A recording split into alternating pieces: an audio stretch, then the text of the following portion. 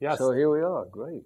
Yes, the students have been eagerly awaiting this opportunity and are so grateful to you for your willingness to meet one-on-one in a very intimate setting, to be able to talk shop as opposed to the larger groups. But I wanted to get us started with just a couple of things. I know so many people talk about seminal moments in knowing what their calling is in life. With respects to career and avocation and so on. And I'm wondering, as you think back, if you can think of a particular instance and at what point in your life that maybe it dawned on you that this is going to be my life work, and then it developed sometime later, perhaps. Well, the initial thing came when I was here at Principia. And it was an expedient thing, and my father had gone to the United States Naval Academy when he was 16 years old. And the extent of his theatrical experience, he was great with poetry. He could remember till the day he died, Gray's Elegy to the Country. My mother had been an amateur actress, but it didn't dawn on me to try theater until actually they pushed me into it. Is that right? Which was it your mother who was an amateur? Yeah, exactly. And they kind of suggested as an expedient thing to get through school on an academic level that I try drama under Frank Parker and at that time, and because it was there, or joining my future friends that I didn't know then, Gene Hackman and others in fighting in Korea, but I didn't have to. I went in the Army, but after that. But this was my junior and senior year. Major Hubble called me in and read the riot act to me in a very graceful way, gracious way, and told me that he would let me stay on, but that, my days. And so at that point, my parents stepped up and said, "You should try drama," and I was a little hesitant. And when I came back, there was my first taste of it really was Bill Schneider, who was immensely talented, who's kind of gone into obscurity now. He created a wonderful mime play, The Story of Two Pierrots, in which I played a Harlequin clown. And I had always done like social dancing and things, so it was Alto Ravel and Stravinsky music, and Frank Parker directed, and it was terrific. I really enjoyed it. I suppose that's when the first thing kind of bit me, and then when I took a drama class, I was petrified. The next thing, but eventually it worked out, and that's when. But it was my parents. Usually it's the other way around. Parents are against it, but they anything to get me through school, and I eventually went in the service for 2 years, and then went to New York. And when I was in the Army, they said, "Well, don't you want to go to officers training school?" So I said, "Absolutely not. I'm going to New York," and it was okay with them. And then, at that time, I'll say this: I think I'm right in saying that the small number of people we had in the drama department, to me, was equal to Yale or any of the place, Carnegie Tech or any of the place. We had Bill Schneider, who could have been on par, was momentarily with Horton Foote or Tennessee Williams. He created beautiful mime plays, summer theater in Bellport, Long Island. There were others. So it was a very small group of people, but we did some nice plays, and Frank Parker directed. It was a learning time and terrific, And I began to spend summers at the Gateway Summer Theater in Bellport, Long Island, with the Pomeranz, and then from there went on to New York and studied at the Neighborhood Playhouse. Ricky Morse had mentioned that, and I met Sanford Meisner on leave one weekend from the Army, and I went up and met Sanford Meisner, one of the three from the group theater, Lee Strasberg, Sandy Meisner, and Stella Adler.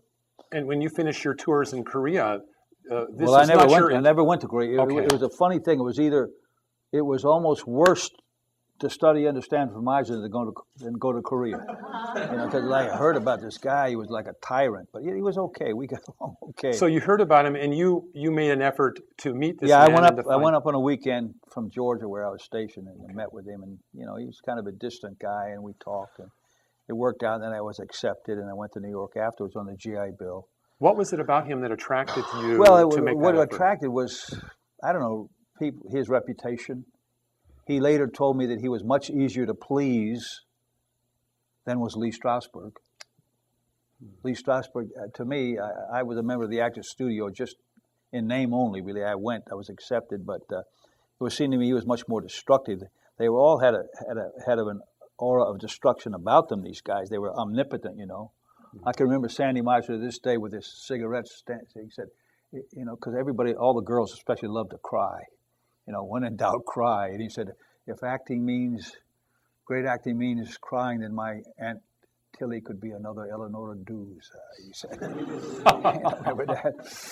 And, but, it was his sense of improvisation that I took to, one-to-one, talking and listening. To me, it's the beginning and the end of acting. Talking and listening, very simply. You can do all the intellectual concoctions you want, but talking and listening is the beginning and the end of it. And I think that's what Sandy stressed. We went into, character work the second year there, but I think that's something that cannot necessarily be taught. Mm-hmm. And after I left, he devised, which I've used when I've directed, although I never participated, in that repetition exercise. I don't know if you know that repetition exercise. Yeah. You know it? Yeah, you've done it a little bit. Yeah. What are you looking at? What am I looking at? I'm looking at you. What are you looking at? What am I looking at? Yeah, what are you looking at? What am I looking at? Yeah. What am I looking at? Yeah, I'm looking at you. Who are you looking at? Who am I looking at? Yeah. Who am I looking at? Yeah. Who are you looking at? Yeah. Who? Who are you looking at? Who am I looking at? Yeah, who are you looking at? Who am I looking at? Repeat after me exactly. Who are you looking at? Who are you looking at? Who are you looking at? Who are you looking at? Who are you looking at? I'm looking at you. I'm looking at you. Well, I'm looking at you. I'm looking at you. Well, why are you looking at me?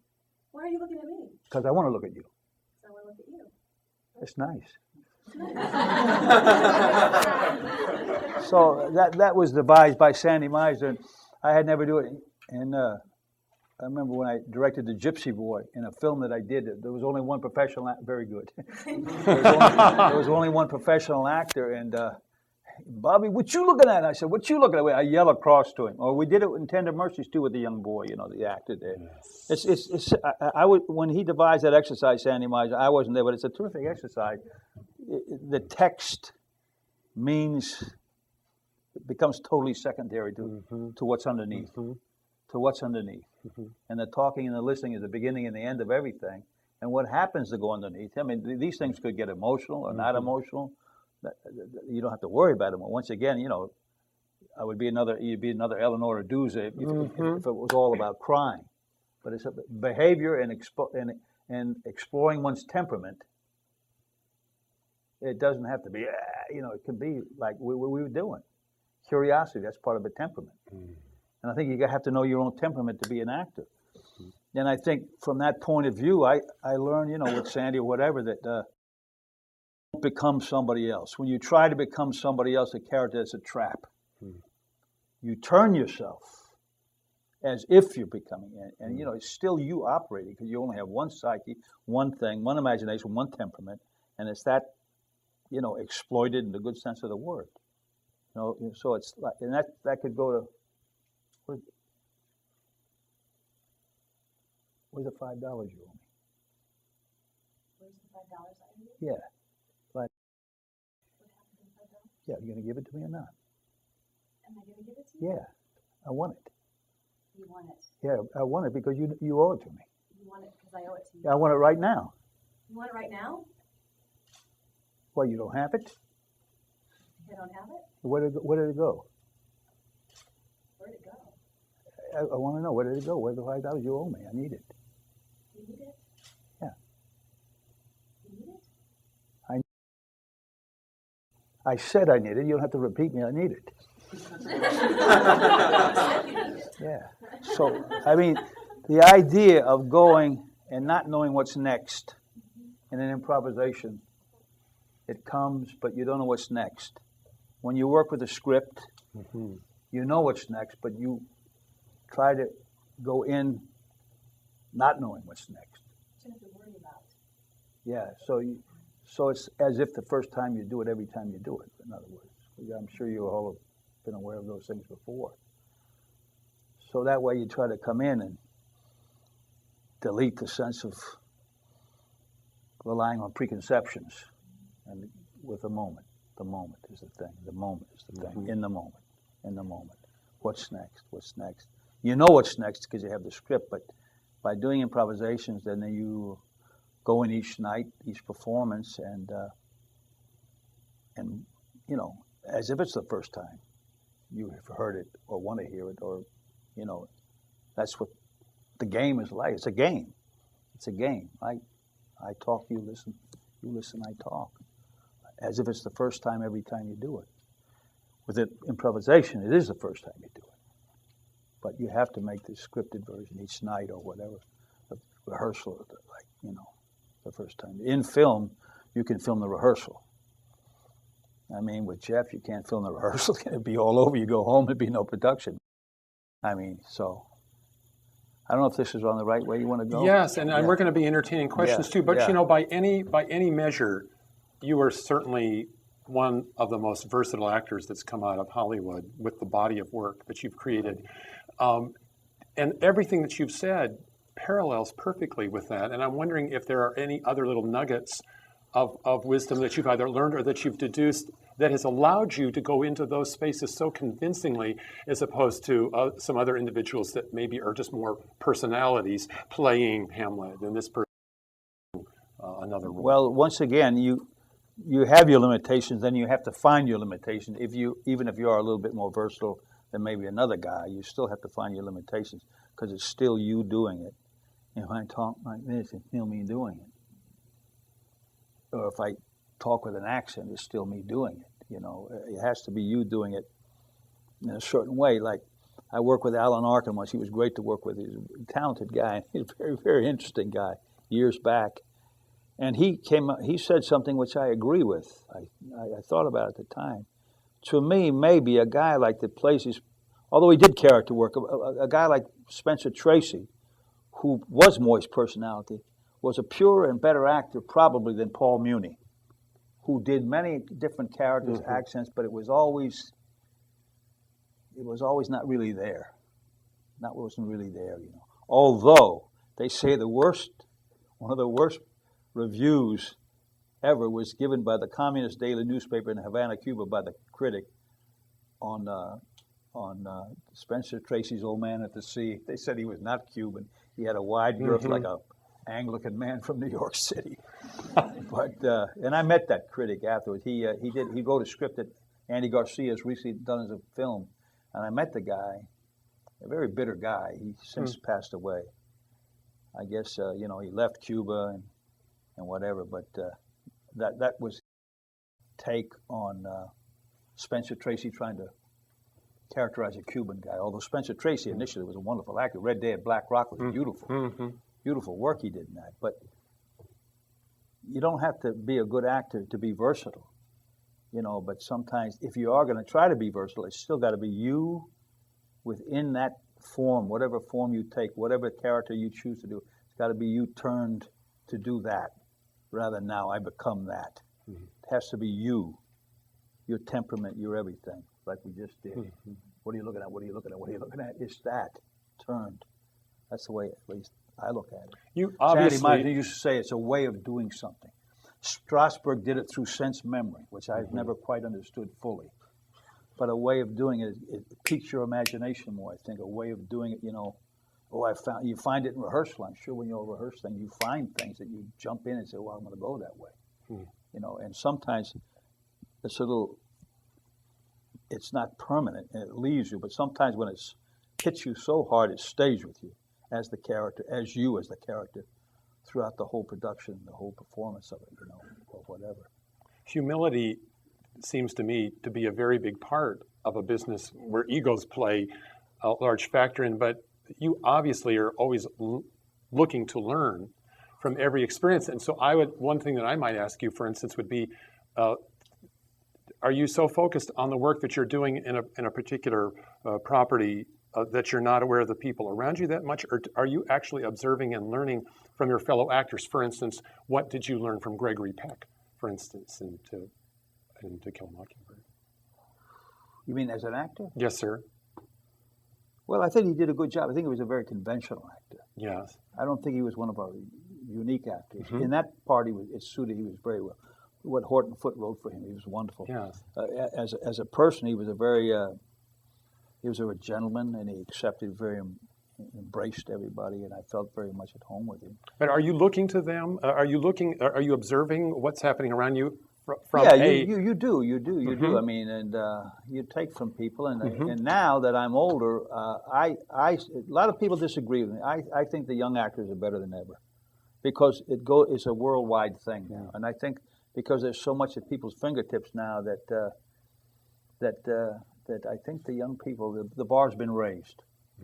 And I think that more is expected. The public knows more, and they think they know more, even when they don't know more. You know, a lot of Monday morning quarterbacks. But I think you learn now. I'm open to learning from young people. I like to work with young people. Yes. If they learn from me, I learn from them. It can't be like, oh, now I know a lot after all these years, because these people in shorter years maybe than I and others have learned a lot of things. I mean, as I said before, I mean, he's gone different routes, but I mean, what could be more brilliant than what Leonardo DiCaprio did when he was 14 years old when he played in, Gilbert Grape.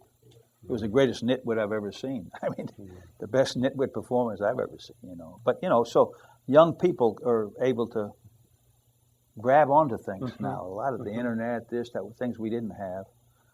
It can be good and bad. Kim Stanley once said to me, when I met her, I wanted to work with her, and she was close to Horton Foote, too, that between 25 and 40, there are a lot of wonderful actors in America. After 40, something happens. They go down.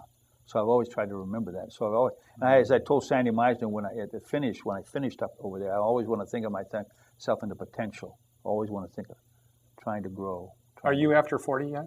Yeah, a lot. A lot. And are you still growing? No, it's been 40 years since I've been here. Yeah. Well, let me ask you this, and then we'll entertain questions, because I know you want to hear what's on the mind of the students here too. But we're big on process as much as possible, and of course that means a lot of different things to different people. But you've been very generous in sharing a lot of your process with us so far. From something from Apocalypse Now to Lonesome Dove or something like that, do you have a core process that you pretty much stick with, or does that vary somewhat predicated on the property? What do you mean by core? What do you mean by core? Just a basic process that you always, when you receive a role, that you have a certain process that you approach the character, you analyze in a certain way, you research in a certain way, you experiment and improvise in a certain way, or do the characters predicated on the property just sort of cause you to work improvisationally and draw from this wealth of knowledge rather than sticking with any particular way that you've done it consistently through the years? You do it different ways. I mean, you read the script. Like when I did Lonesome Dove, there was such a good script. Like, I like to improvise, but it has to be legitimate. It can't be like wandering. Some directors don't let you go from ear to eye to air. And the guy I just worked with, Jimmy Gray, with Mark Wahlberg and Joaquin Phoenix, he just did improvisations all over the place. So I can work any way, and I like to work either way, but especially with improvisation. Wasn't Robert Altman like that too? Yeah, he was. Yeah. He was, yeah. And I just think each part is different. You read the scripts, he would have called. If you're going to play a Western, you know, when I did Broken Trail recently, I bought a horse a year in advance to get ready for that part. Because the other Western I did with Kevin Costner, I busted 6 ribs 8 weeks before, and if I'd have busted them 2 weeks later, I couldn't have done it. So when I got up to Canada, I was a little tentative with the horse work. So the next one I did, I bought a horse a year in advance and got ready. So you gotta like do research for whatever the part calls for. I think, you know. I mean, but still, it's when the time comes, if you do a movie or a play, either one. But if you come to a movie and the first day and they say action, you got to try to throw away all preconceptions.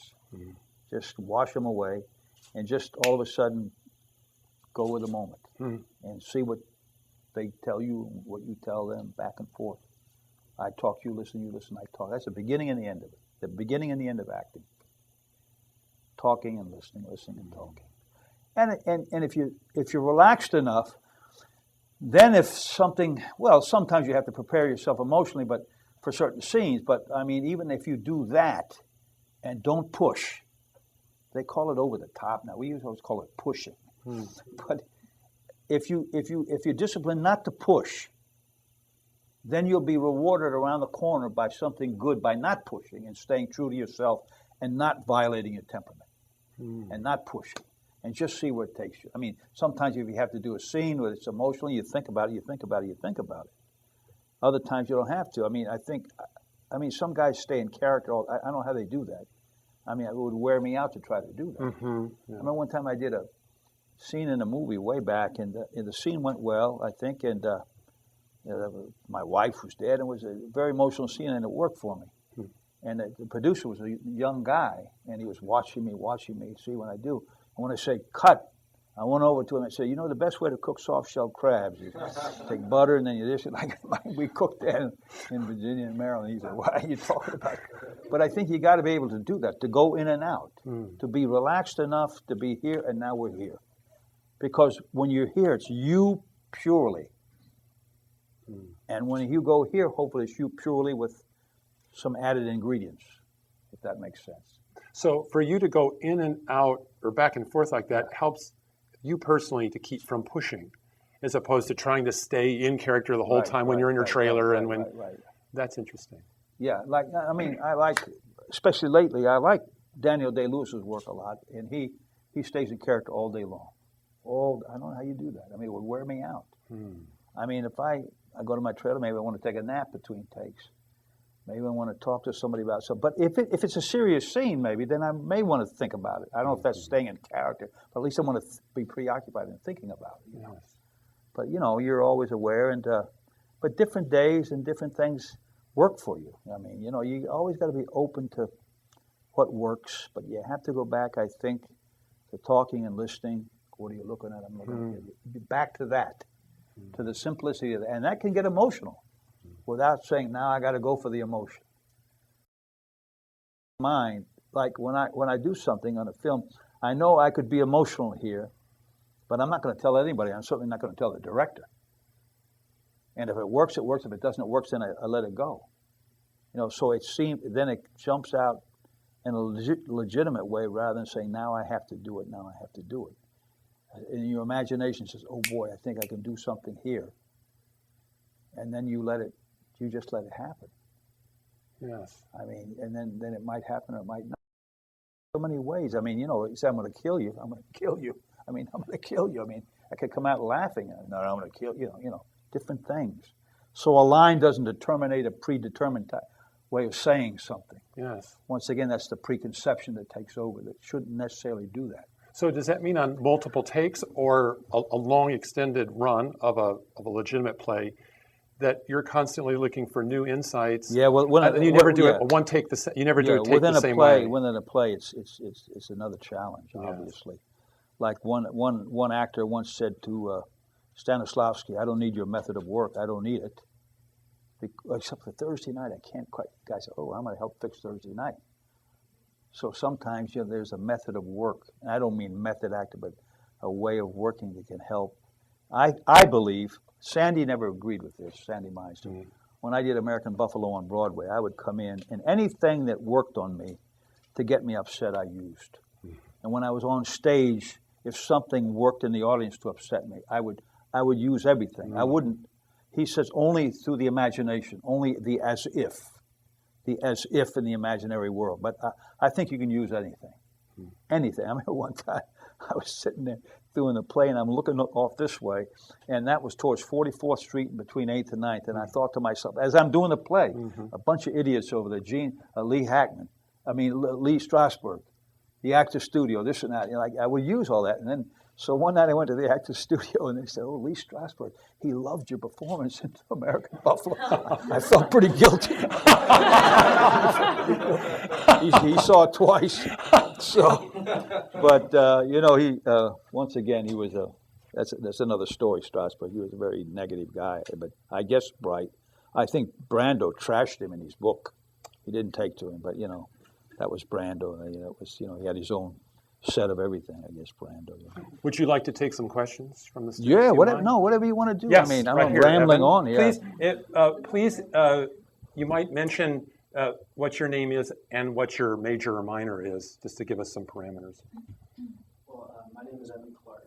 I'm a business major and an acting minor. I was looking at some of your How can he be films. an acting minor? Well, He's an acting minor. No, I'm making a joke. No, he's still a minor. A minor. Yes, truly. That's how we'll give them apart, right?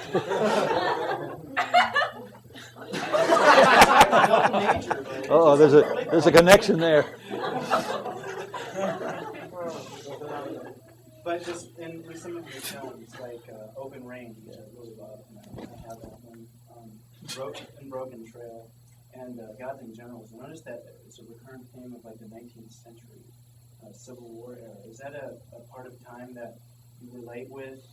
To a point. Yeah, I like the Western genre.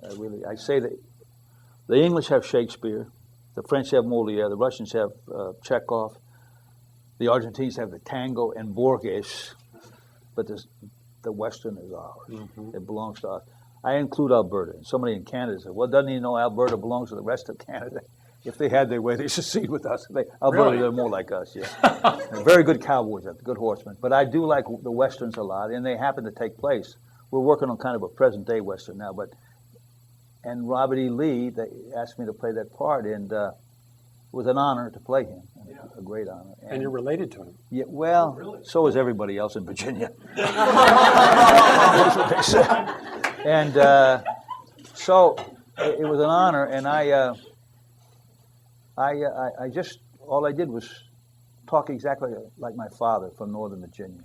That out and house and the soft R, which is some of the beautiful English. And I talk because my dad was from the same party. He was a military man as Robert E. Lee. So I relate in those ways.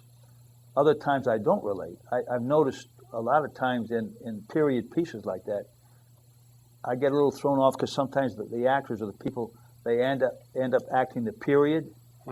They end up acting the costume rather than a human being. And I might do that too if I didn't feel I connected to the character from my own point of view that works historically as well. So I do like Westerns and God. It was an honor to play Robert E. Lee. Very definitely, yeah. He was a wonderful man. Another question. Yes, Chris. My name is Chris, and I'm a senior theater major. And I would like to ask you about the stage acting to film acting, and maybe your own personal experience. Was that easy for you, and what are the differences? That's a good question, and it comes up often. I think there's some ambiguities to that. I think that, and I don't want to oversimplify it by saying on stage, you just speak up a little louder, although I'm still being me. I'm still being intimate and me. Well, maybe on film you can go this low, maybe you can't. So I think there's the sense of energy, but when I guess I can use a few bad words. Sure. When I did True Grit, the director actually said to this actor, when I say action, tense up, goddammit. Now, can you imagine just saying that to Joe Montana in the Super Bowl? And there's a difference between tenseness and intensity. So what I'm saying is a sense of energy, it's got to be your energy. Directors, now give me more energy. Give me, a lot of directors say energy and pace. And they're legitimate at times, but it could be an actor's enemy, those two words. So I think from stage, you need more energy, obviously. But I think it's up in rehearsal with your professors to find that sense of energy, which is your energy, and not now I have to speak up. It becomes like an added-on energy, an arbitrary energy. So I think, in simplistically speaking, I think you just have to speak up more on stage, and it's the same actor's faith, believing in the situation, talking and listening. Whereas in film, you can be a little more intimate.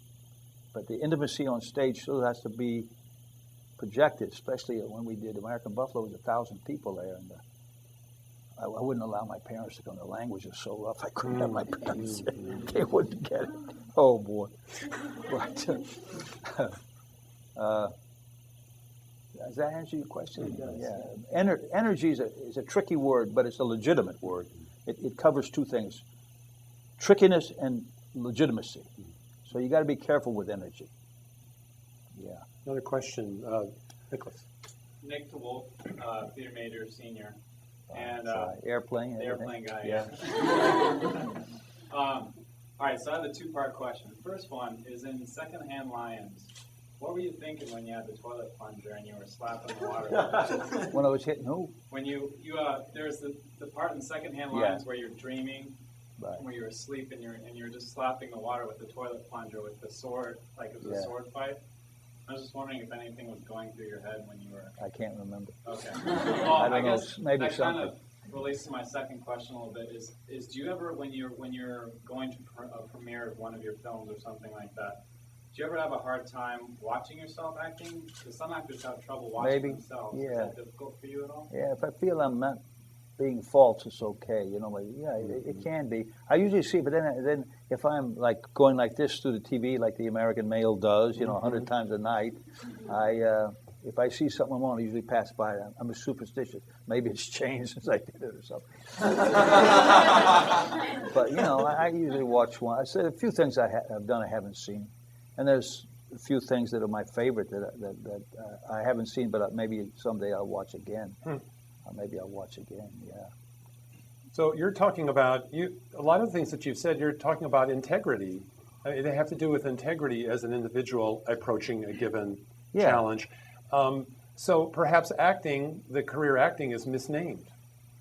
Rather than acting, can you think of another name that you might refer to it? Well, you might, like kids, you might say, "Let's play house." Okay. You be the general, I'll be this one. You be that. It's like growing up. It's like playing house for money. You know. Acting, yeah. You act. It's a game. It's a game. Brando always said it was a lousy profession. He wouldn't have his kids. I tend to disagree with it. I think it's a very good profession. I think people can benefit from what you do. I think as great as Brando was, he was spoiled at a young age, and he was indulged. And I think that he just kind of went sour. Would you say that maybe, since you brought Brando up, that maybe, and I don't want to make any conclusions about this, but maybe you have not allowed yourself to be directed down any particular avenue overtly. You've tried to keep open, keep a transparent thought to improvisation and to freshness of approach, and not getting locked into any method or any kind of As opposed to what? preconceptions. As opposed to locking onto a certain process. Like Brando? Yes, sir. Well, if he did, he didn't. I know he gave an acting class. My wife wanted to go to it. It lasted about 2 weeks. I hear it was bizarre. He gave this acting class, and he did an improvisation that went on and on that was absolutely brilliant. So the guy could do many things if he opened himself to it, you know. But yeah, you got to try to keep yourself open. And how do you do that? How do you personally keep I don't know. yourself Open? It's hard to, you know. You just, you know, you try to think of everything as something new. You look for something new in each part you do, hopefully, and you can try to make it a little different. Although there's always a similarity. I mean, then you may do some military parts, you may do some westerns, and but you know, I mean, it's each job is different. You know, you just as long as I mean, when I did Colors way back with Sean Penn, 20 years ago, somebody said to me, "You've been in this business a long time. How do you keep fresh? How do you keep going?" And now this years later, they could triply ask me that same question. But I'm just not tired of doing it yet. Maybe someday when I'm tired, or they start wiping a drool or whatever, I don't know. You know, you know, and I want to direct a little bit more, and I want to, you know, and we're producing some things now. But because you make a movie, and it's hard to get distribution. 6 people will see it. It's prestigious to do a movie. TV's another thing, but a lot of people do it. TV, when we did Broken Trail, they wanted maybe 3 million people to see it. They want 10 million. Over 30 million people saw it. If we'd done it as a movie, maybe 100,000 would have seen it. That would have been it. I see. So sometimes we're developing things for TV now. We sold 2 series in a month, my little company, and it's great. One's on the Pony Express, The Last Century, which is fascinating. Fascinating, you know. It only lasted 18 months. They said, here, riders under 21 wanted, orphans preferred. That's what they want, you know. So we're developing that, and then That was the employment brochures for the Pony Express. yeah, The real exactly. Pony Express. You have to ride a horse, though. And and then the guy that wrote Broken Trail lives in Virginia, actually, and we're working on a thing on the border. We went down to the border and did a lot of research on this whole immigration thing. It is everybody's guilty. Everybody. There's no solution, but we've come up with a pretty good script, I think. Good. And we may do it for television. We're waiting to hear, which in a 2-night thing, you can tell much more than you can in one feature film. Yeah. That maybe not a lot of people will see. So, you know, always looking for the next thing. Sometimes you plan things with a production company like I have, and then something will come around the corner and surprise you. It'll be better than that, so you do that.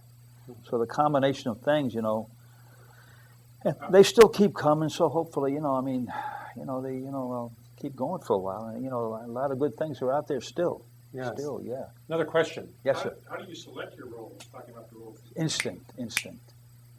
Go with it, right? Or sometimes the money counts. And it depends. You always ask who's the director now.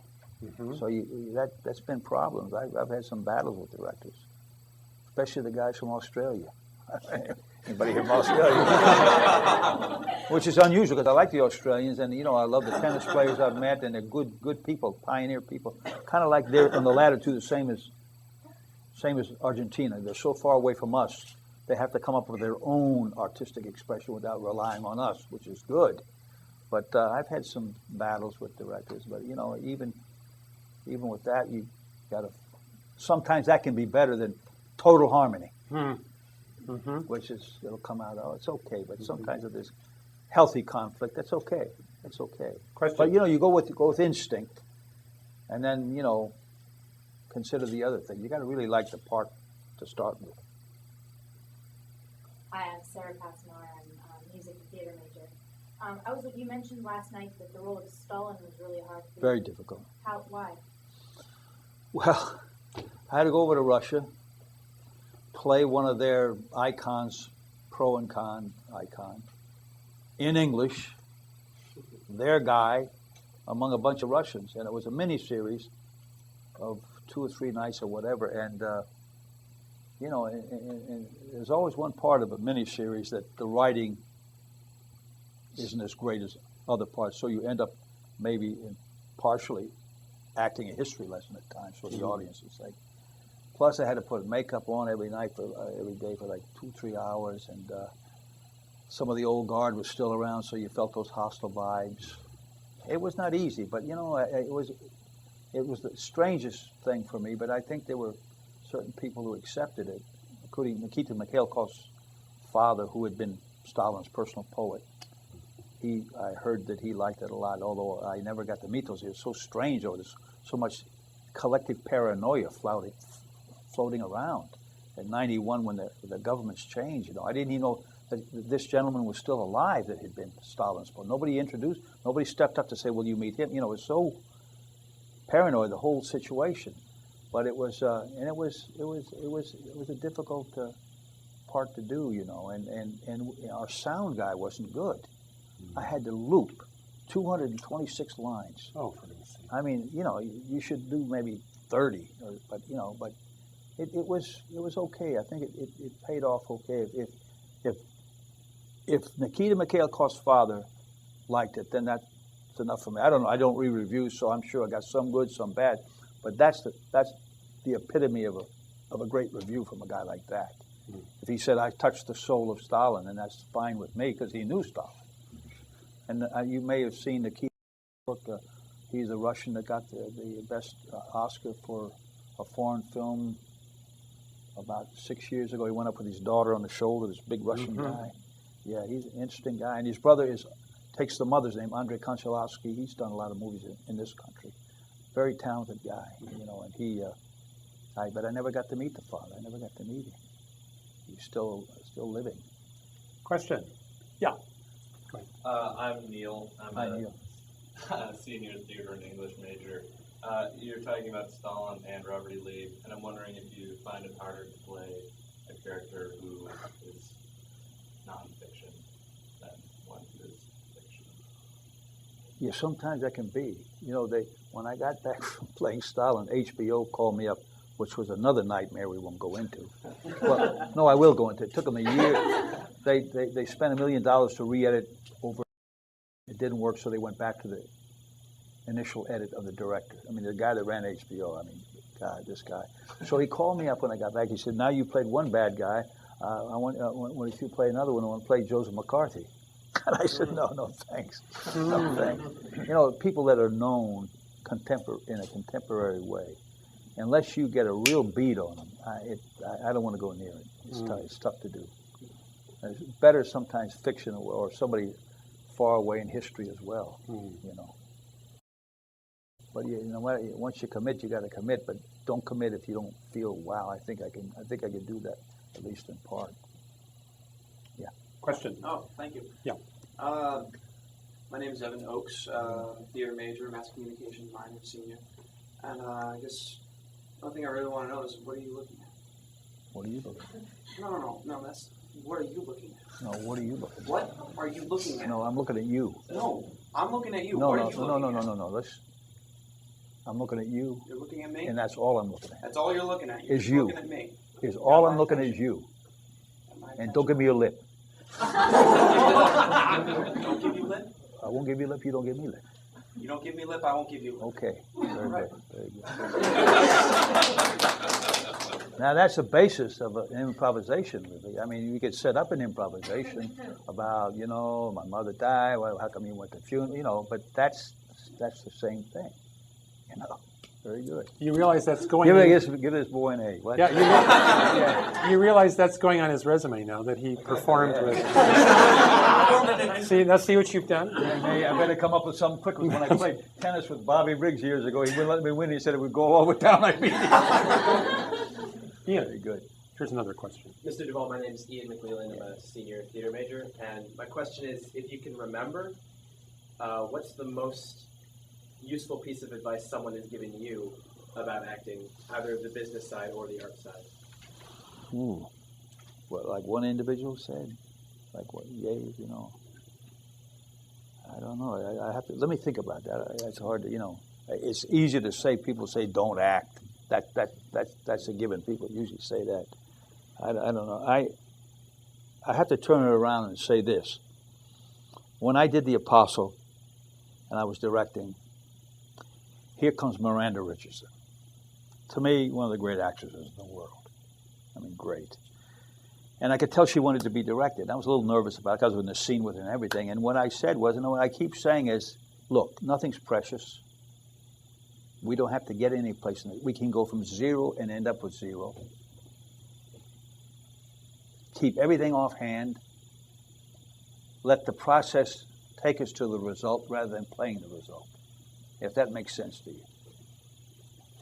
Just start with blank and end with blank. You know, and if you don't put a burden on yourself, then sometimes you do take on it, but you know, it'll take its own way. So I think that exemplifies it. Not that I always can do that, but that would say, you know, that goes back to talking and listening, talking, don't act, you know. Keep it, you know, you guys know Shakespeare better than I do.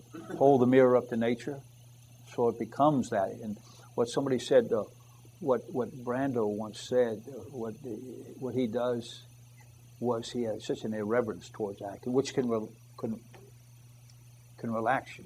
I think you can still respect acting, and I think, you know, that whole thing of being offhand is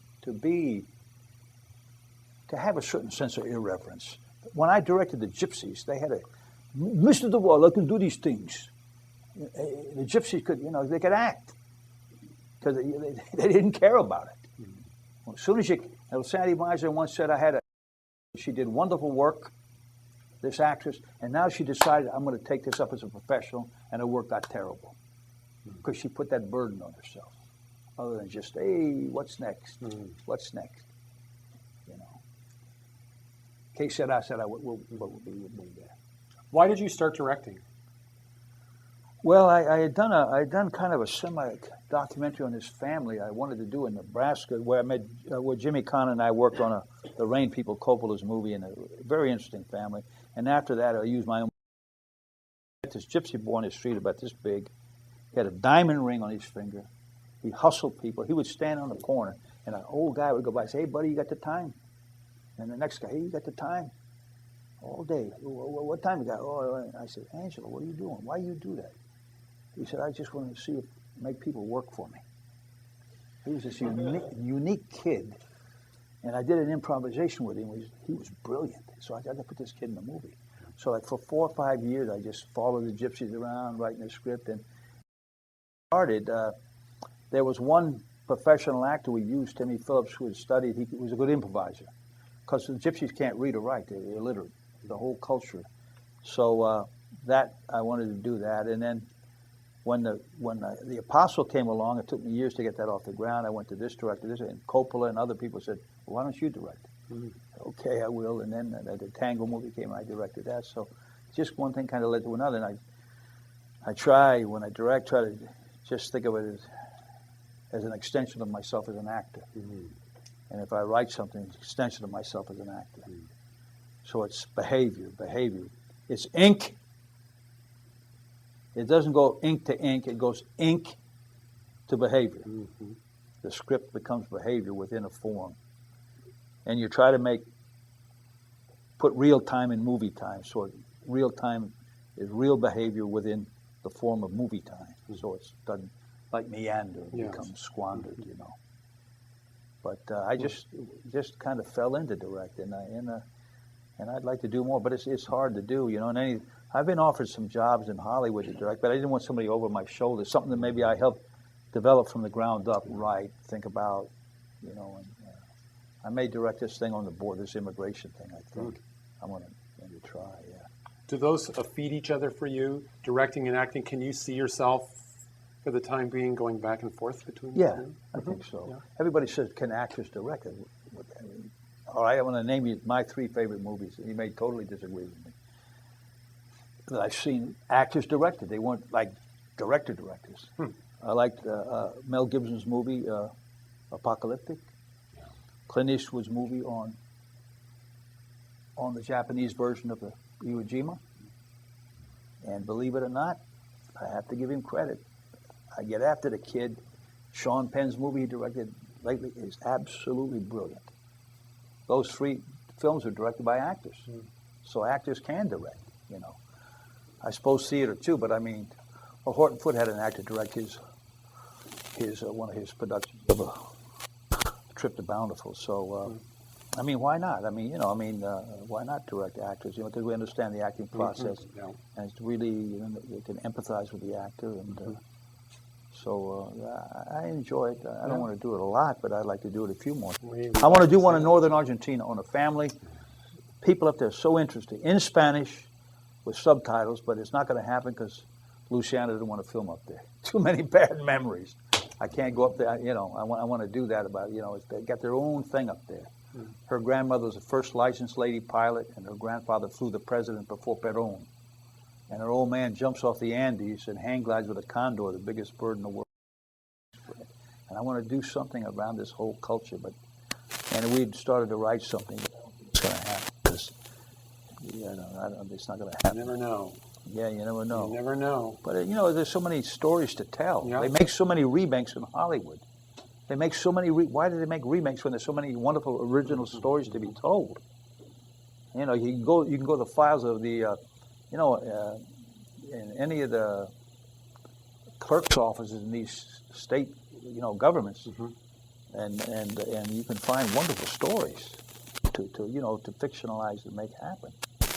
So it's an open field for young people. Yeah. I mean, I think a lot of young people, rather than writing and wanting to do this, and do novels or do literature, they want to go into filmmaking or be directors, be actors, you know, and that's why I say around the world. I could go around the world: Argentina, Spain, England, Scotland, United States. There's some wonderful young actors. Black actors now are very wonderful that didn't get a chance. For a Latin guy, they're doing a 2-part series of Che Guevara with Benicio del Toro. I'm sure he's going to be wonderful. So the door is open for young people. So talented, so many of them. So, you know, there's room for new people always. You know, at the middle, the top, wherever. You know, you got to get in there. It's a tough profession. Let's open the door for more questions. Yeah. Andy. Yeah. My name is Andy Radford, and I'm a senior theater major. My question is, the majority of your movies are of a serious nature. Oh, what? Of serious nature.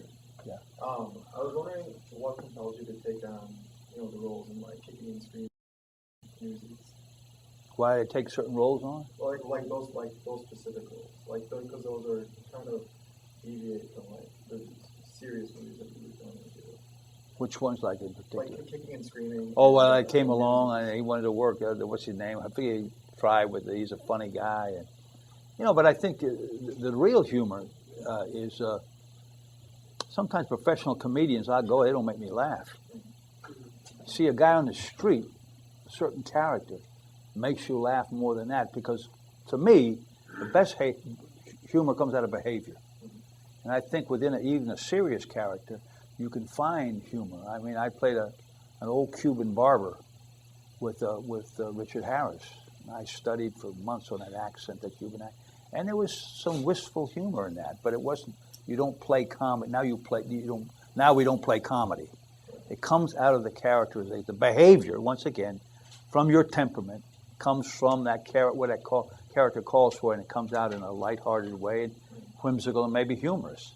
So sometimes the best humor comes from behavior that you don't necessarily. When I did Open Range, there was some humor in there that wasn't written, and I just kept myself open to let things happen.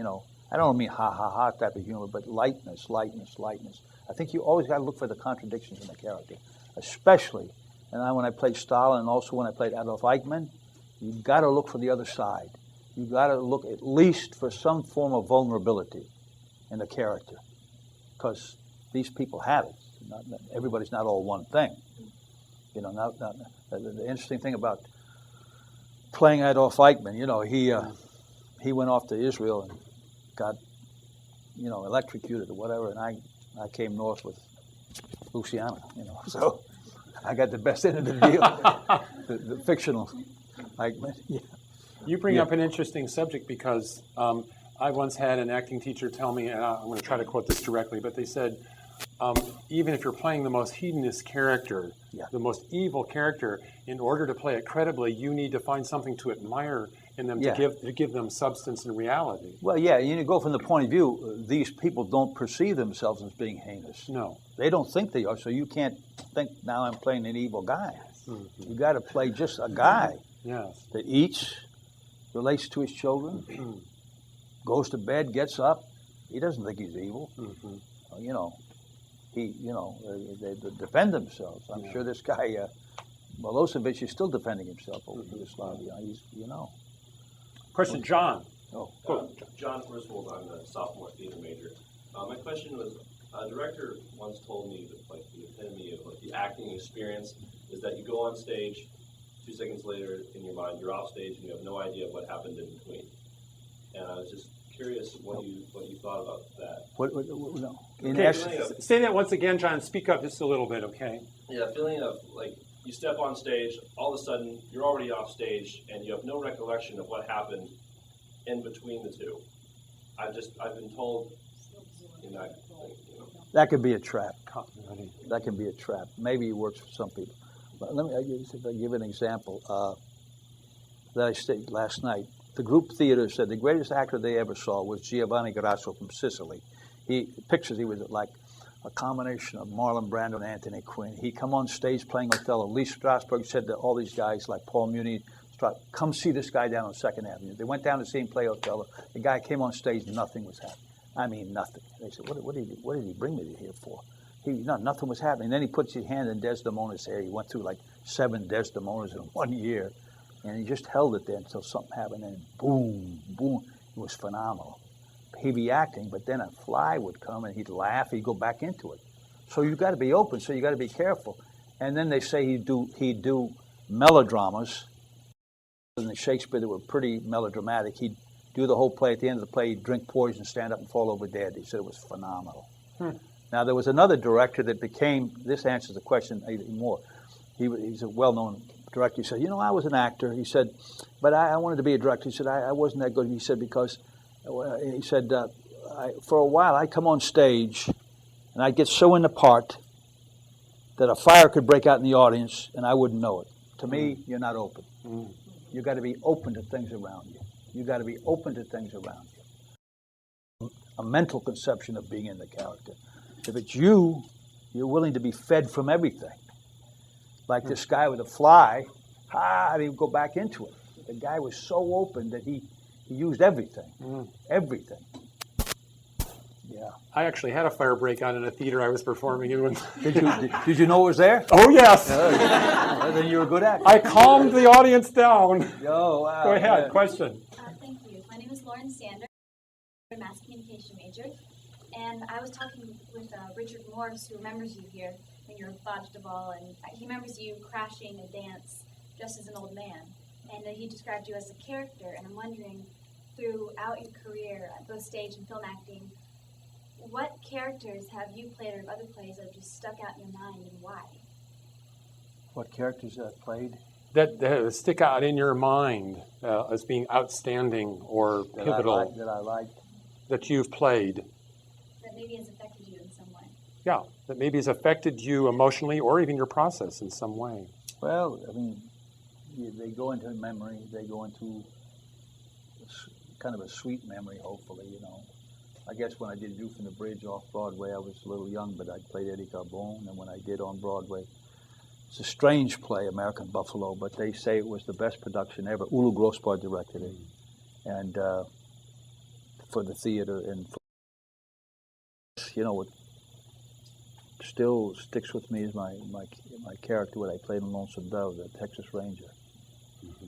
That was my favorite part. And I was fortunate enough at the last half of the 20th century to be in Godfather 1, 2, and Lonesome Dove, the two, I think, the two most major film things of that time. Mm-hmm. And maybe the war film too, you know, Apocalypse Now. But I guess characters stick out to you, and you look back on them with the sweetness and a kind of a nice sense of memory, and maybe they affect you in a good way. Sometimes you get a letter from somebody, say, "Oh, you played this part. It helped me with my parents. You know, my father was an alcoholic, and what you did to help me get through that, or whatever." And you know, I go back. Had I never done Horton Foote, he was the first reader in the Nyack Church, Horton Foote. He's 91 years old now, and we just saw his play 2 weeks ago, Dividing the Estate. You know, it's wonderful. It'd be a wonderful play for Jeff and for you all to do here. And he's so prolific, one of our great writers, Horton. And Bill Schneider could have been right up there with him and Tennessee Williams if he hadn't have gone into security, which we did the mime play here. He did the Days and Nights of B.B. Fenstermaker, which we did off Broadway. But had I never done anything but, which would have been a lot, of Horton Foote's, I did like 4 things of his, and the work that Francis Coppola gave me to do, those 2 people would have been a great career. You know, 2 great icons in cinema and stage. You know, so I'm very grateful to those 2 guys, although I have a kind of this back and forth, not a warring thing with Coppola, but we like stick it to each other. But you know, Horton's 91 and still prolific. He's wonderful. We have a few more questions. We have time. Okay, we'll go here and then we'll come over here. My name is Jacqueline Pappas. I'm a theater and mass communications major. I was just wondering, on average, how many scripts do you get a year? And are you still writing or interested in writing? Well, yeah, maybe. Yeah, but I got this guy in Virginia now that writes pretty well. He'd never written until Broken Trail, so he's doing a terrific job. I don't know how many I got a year. Not that many. I don't even know, maybe 30, 25. Some people get a lot more than I do. I have a little office in California called Butcher's Run Films, and I'm on there whether I'm in Argentina or here or Virginia. I call, and you know, I'll check with them later today, and you know, they screen some scripts. Hopefully, you know, they pass on the right way. You always look for an offer. Sometimes you read before you get the offer. Sometimes you want an offer before you read. So right now we're waiting to hear from a very well-known, not over here, a Dutch director. Did a film called Character. Very well-done film. I met with him 8 years later. I forgot it, and now they're calling about the film 8 years later. A very strange, kind of dark, combative guy, this director. If I do it, I hope we'll find a way of working. If I do it, it's a very interesting plot from Edgar Allan Poe. But saying how many scripts I really don't know. I'd have to call, not as many as some guys, obviously, and some years more than other years. Some kids who you spoke about who has aspirations of filmmaking. Right. And last Christmas, my family went to see the Polar Express, and it's an all 3D movie. And my grandfather, after we saw it, told me, "Ben, don't make movies with special effects." And he is a lot older than you, but you both have seen lots of generations of films, and a lot of movies nowadays are kind of superficial, made for demographics, made for money. Do you feel that there's a difference nowadays in films, or do you still think there's a value in all? Yeah, I guess the only way I could put it, the way I see it, is in the 70s, it was as if independent filmmaking was within the establishment. Coppola, Scorsese, Altman. And then now with all these films, it's more outside, and they'll make a $80, $100 million movie knowing maybe in the back of their mind it's going to fail anyway, instead of making $8, $10 million movie, you know what I'm saying? So now the independent filmmakers are outside, and but it's still a growing thing. Filmmaking is growing, I think. I don't know, we make 200 a year in this country, which is a lot, and there's a lot all over the world. So I think that it's Hollywood is Hollywood now with all these kind of movies. They just one after the other. Especially, I like the Bourne movie, the second one, better than the last one. It's just too much. And so, but there's room, for those are the ones that make the money. But now the independents will still be. I don't know what Sean Penn's movie cost. It was wonderfully done, and there's others, but there's always room, and it seems like they will be made, and there's a quality of films that are good outside the system now more than maybe in the 70s. But they still it'll never stop. It'll grow because there's so many young people now going, like yourselves, going into this. Well, I want to go back to where I began. We miss having your beautiful wife with us. Oh yeah, she got a little tired. But we are very I grateful. used her in the movie. She got better feedback than I. I mean, she was amazing. Because she's a very, very interesting, shrewd, bright young woman, and from the north of Argentina.